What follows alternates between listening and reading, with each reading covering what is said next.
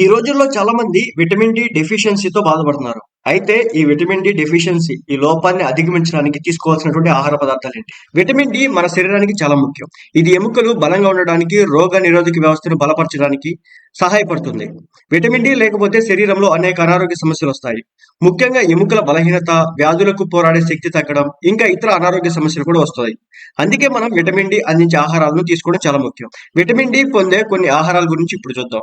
ముఖ్యంగా ఎగ్స్ లో vitamin D అధికంగా ఉంటుంది. ఇది ఎముకలను బలంగా ఉంచడంలో సహాయపడుతుంది. రోజు గుడ్డును తీసుకోవడం వల్ల మన శరీరానికి చాలా లాభం ఉంటుంది. పన్నీర్ లో కూడా విటమిన్ డి ఉంటుంది. ఇది ఎముకలు బలంగా ఉంచడంలో సహాయపడుతుంది. కాబట్టి పన్నీర్ ద్వారా కూడా విటమిన్ డిని పొందొచ్చు.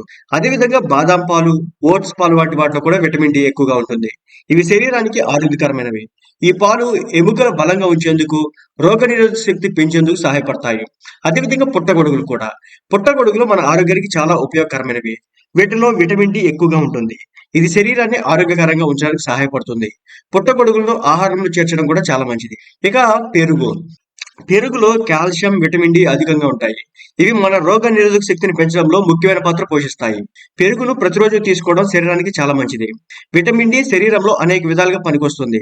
ఇది ఎముకలను బలంగా ఉంచడంలో మాత్రమే కాకుండా మన రోగ నిరోధక వ్యవస్థను కూడా బలపరుస్తుంది. విటమిన్ డి లోపం ఉంటే మన శరీరంలో కాల్షియం శోషణ తగ్గిపోతుంది. దీనివల్ల ఎముకలు బలహీనపడిపోతాయి. కొంతకాలం తర్వాత ఈ లోపం అనేక ఇతర అనారోగ్య సమస్యలకు దారితీస్తుంది.